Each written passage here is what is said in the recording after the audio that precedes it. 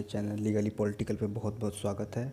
और आज जो हम टॉपिक डिस्कस करने वाले हैं वो पॉलिटी और कॉन्स्टिट्यूशन दोनों के पॉइंट ऑफ व्यू से बहुत ही ज़्यादा इम्पोर्टेंट रोल प्ले करता है किसी भी एग्जामिनेशन में। जैसे कि बहुत सारे अभी जुडिशरी के एग्ज़ाम्स आने वाले हैं और स्टेट पीसीएस के एग्ज़ाम्स में भी इस डॉक्ट्रिन को अक्सर पूछा जाता है और ये one of the main part of the constitution भी है ये। तो हम लोग शुरुआत करते हैं। हम लोग जो टॉपिक डिस्कस करने वाले वो है डॉक्ट्रिन ऑफ सेवरेबिलिटी, जो कि इंडियन कॉन्स्टिट्यूशन के अंदर आर्टिकल 13 के अंदर डिस्कस किया गया है। ये ऐसा नहीं है कि इंडियन कॉन्स्टिट्यूशन के आने के बाद ये डॉक्ट्रिन आया, बट इसका इवोल्यूशन जो है वो हम लोग ट्रेस कर सकते हैं इंग्लैंड के जुडिशियल सिस्टम के अंदर। तो सबसे पहले हम स्टार्ट करते हैं आर्टिकल 13 कहता क्या है। तो article 13 of the Indian constitution read all laws enforced in India before the commencement of the Constitution in so far as they are inconsistent with the provisions of fundamental rights shall to the extent of that inconsistency be void। वैसे law जो कि India में enforce थे constitution की commitment से पहले, और वो उनके वैसे प्रोविज़न जो कि इनकन्सिस्टेंट थे फंडामेंटल राइट से, तो उनको वॉइड कर दिया जाएगा उस एक्सटेंट तक जिस एक्सटेंट तक वो फंडामेंटल राइट को अवॉइड कर रहा हो। पूरे लॉ को हम लोग नल एंड वॉइड नहीं कर सकते, तो वो डॉक्ट्रिन ऑफ सेवरेबिलिटी नहीं रह जाएगी वो। तो इस एस्पेक्ट को आर्टिकल 13 के इस एस्पेक्ट को हम लोग दो डायमेंशंस के अंडर कवर करेंगे। सबसे पहला article 13 clause 1, it validates all the pre constitutional law and thereby declares that all pre-constitutional law in force before the commencement of the Constitution of India shall be void if they are inconsistent with the fundamental। वैसे सारे pre constitutional law जो कि commencement से पहले थे और वो inconsistent है फंडामेंटल राइट से, तो उसको हम लोग वॉइड बना देंगे। ठीक है। आर्टिकल 13 क्लॉज 2 ये बोलता है that it shall not make any law which take away or abridge the fundamental right conferred in part 3 of the Indian Constitution, and any law contravention this clause shall be void। वैसे state कोई भी ऐसा act नहीं बनाएगा जो कि fundamental right को एब्रिज करता हो। अगर वो वैसा लॉ बनाता भी है तो उसको वो वॉइड हो जाएगा by applying the principle of और डॉक्ट्रिन ऑफ सेवरेबिलिटी। तो हम लोग इस डॉक्ट्रिन को एक और तरीके से देखते हैं कि डॉक्ट्रिन ऑफ सेवरेबिलिटी का जब यूज़ करते हैं तो हम लोग किसी भी स्टैट्यूट के उस पार्ट को जो कि इनकन्सिस्टेंट है फंडामेंटल राइट से, उसी पार्ट को सेवर करते हैं, नल एंड वॉइड करते हैं, ना कि हम लोग पूरे एक्ट को। अगर वो सेवरेबल है तो उस पार्ट को हम लोग अलग सेवर करके उस पार्ट को हटा सकते हैं। लेकिन अगर किसी स्टैट्यूट में पूरा का पूरा पोर्शन ही इनकन्सिस्टेंट है या फिर कोई पार्ट उस सिवर हो नहीं सकता है, तब हम लोग उस पूरे एक्ट को ही नल एंड वॉइड करना पड़ जाएगा। तो हम लोग इस डॉक्ट्रिन का ट्रेस जो है हम लोग एक देखते हैं जुडिशियल सिस्टम ऑफ इंग्लैंड के अंदर एक केस में इस चीज़ को डिस्कस किया गया था। उस केस का नाम है Nordenfelt versus Maxim Nordenfelt guns and ammunition company limited 1876 से। हाउस ऑफ लॉर्ड्स में ये केस आया था कि जो प्लेंटिफ की कंपनी है और जो डिफेंडेंट है वो दोनों ने आपस में म्यूचुअल कंसेंट करके कंपनी को, प्लेंटिफ ने कंपनी डिफेंडेंट को बेच दिया। तो अब होता क्या है कि उसमें दोनों के म्यूचुअल कंसेंट से ये कंडीशन लगाया गया कि जो प्लेंटिफ की कंपनी है अब वो कभी भी आर्म्स एंड एम्यूनिशन को प्रोड्यूस नहीं करेगी और वो डिफेंडेंट की कंपनी से कभी कॉम्पीट नहीं करेंगी फॉर नियर 25 ईयर्स कभी कम्पीट नहीं करेगी। बट ये केस गया हाउस ऑफ लॉर्ड्स के अंदर। इसके अंदर ये बताया गया कि ये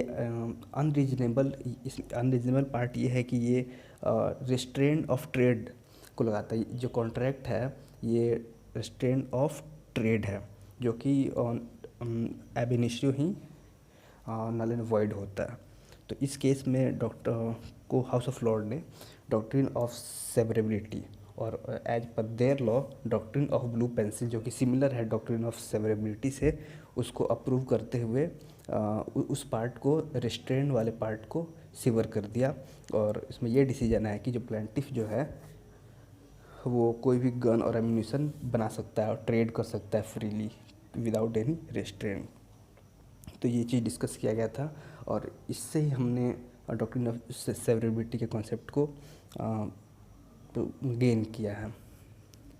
अब हम लोग इसमें एक और चीज़ देखते हैं कि डॉक्ट्रिन ऑफ सेवरेबिलिटी और डॉक्ट्रिन ऑफ एक्लिप्स दोनों को ये दोनों चीज़ सेम नहीं है।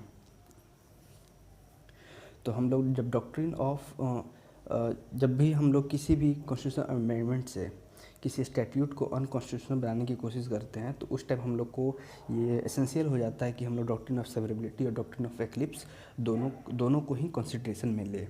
जो डॉक्ट्रिन ऑफ एक्लिप्स है वो प्री कॉन्स्टिट्यूशनल लॉ के ऊपर लगता है।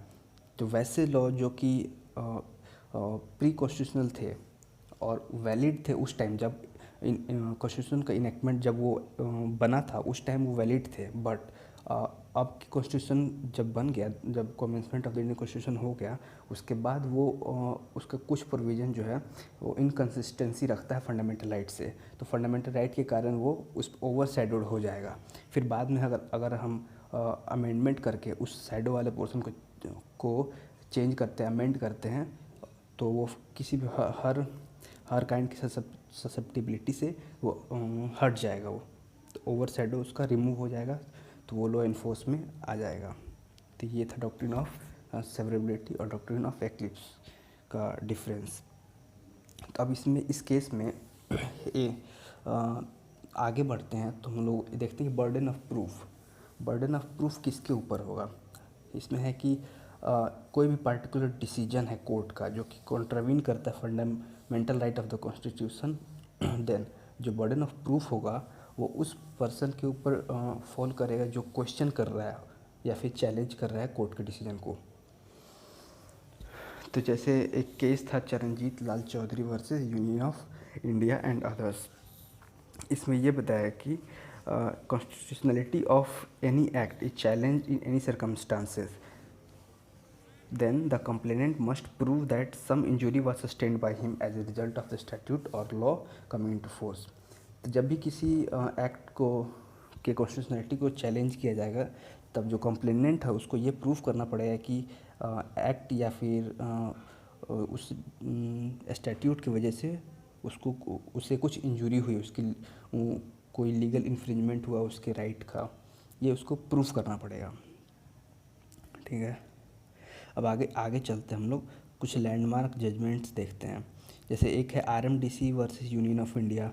इस केस में डॉक्ट्रिन ऑफ सेवरेबिलिटी में बहुत सारे ऑब्जर्वेशन थे, उस चीज़ को डिस्कस किया गया। सबसे पहले इसमें किसी भी इनवैलिड पार्ट ऑफ लॉ को देखें अगर हम, तो अगर किसी भी इनवैलिड पार्ट ऑफ लॉ को सीवर करने से पहले हम लेजिस्लेचर का इंटेंशन देखेंगे कि वो हो सकता है या नहीं। और दूसरा है कि जो मैंने पहले आपको बताया था कि अगर हम वैलिड और इनवैलिड पोर्शन को क्लोजली देखें, अगर किसी भी पार्ट का, किसी भी स्टैट्यूट का वो पार्ट जो कि सीवर हो सकता है, तो हमें पूरे के पूरे लॉ को, स्टैट्यूट को नल एंड वॉइड करने की और वॉइड करने की ज़रूरत नहीं है। तो कोर्ट जो है कभी भी मतलब हमेशा रिलक्टेंट रहेगा कि किसी भी लॉ को अनकॉन्स्टिट्यूशनल बता दे बिना किसी रीजन के। ठीक है ना। तो ये जो डॉक्ट्रिन ऑफ सेवरेबिलिटी जो है ये एक है एसिड टेस्ट डॉक्ट्रिन है। एसिड टेस्ट है बहुत सारे डॉक्ट्रिन्स के ऊपर जो कि फंडामेंटल राइट को वायलेट कर रहा होता है, जिससे हम लोग किसी भी स्टैट्यूट के या फिर लॉ के कंसिस्टेंसी को with regard to fundamental right हम लोग देख सकते हैं। अब जैसे एक केस था, 2-3 केस हैं जो कि बहुत लैंडमार्क है इससे रिलेटेड। जैसे AK गोपालन वर्सेस स्टेट ऑफ मद्रास 1915 का केस है। इस केस का फैक्ट ये है कि जो पिटिशनर था वो है एक कम्युनिस्ट लीडर थे जिसको प्रिवेंटिव डिटेंशन एक्ट के अंडर, जो 1915 का एक्ट है उसके अंडर उसको डिटेन कर लिया गया था। तो उसने ये चैलेंज किया कि ये जो प्रिवेंटिव डिटेंशन का जो पोर्शन है वो मेरे फंडामेंटल राइट आर्टिकल 19 और 21 को वायलेट कर रहा है। तो सुप्रीम कोर्ट ने सिर्फ उसी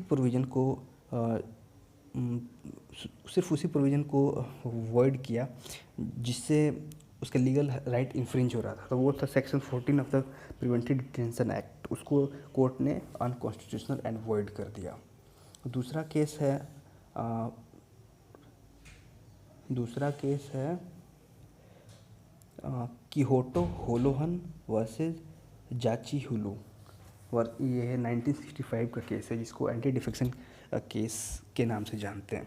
इस केस में जो 10th शेड्यूल है, कोर्ट ने पैरा 7 10th शेड्यूल के पैरा 7 को जो कि आर्टिकल 368 क्लॉज 2 के प्रोविज़न को वायलेट करता था, उसको नल एंड वॉइड कर दिया। और बाकी जो पूरे 10th शेड्यूल थे उसको अपहेल्ड किया कि वो वैलिड है। ठीक है। फिर मिनर्वा मिल केस था, इसके अंदर 42nd अमेंडमेंट के सेक्शन 4 एंड 55 को जो कि अल्ट्रा वाइड था amending power of the parliament के, beyond the amending power of the parliament, उसको उसमें चेंज किया, उसको सीवर किया उस पार्ट को, और बाकी जो सारे एक्ट थे उसको वैलिड बताया उन्होंने। तो ये सारा था। अब कंक्लूजन में हम ये देख सकते हैं कि ये बहुत ही जो डॉक्ट्रिन ऑफ सेवरेबिलिटी जो है ये बहुत प्री एमिनेंट प्रिंसिपल है, ताकि जिससे कि हम लोग फंडामेंटल राइट को प्रोटेक्ट कर सकते हैं सिटीजन्स के। और ये डॉक्ट्रिन जो है ऑल टाइम रेलिवेंट डॉक्ट्रिन है। इसका इस्तेमाल कभी भी आगे भी एक्ट अगर बनते हैं जो कि फंडामेंटल राइट से कंसिस्टेंसी नहीं रखते हों, तो उस पार्ट में हम लोग इसको यूज कर सकते हैं। तो ये था डॉक्ट्रिन ऑफ सेवरेबिलिटी। और अगर आपको ये वीडियो पसंद आया है तो लाइक करें, शेयर करें, सब्सक्राइब करें, और वीडियो देखने के लिए थैंक यू।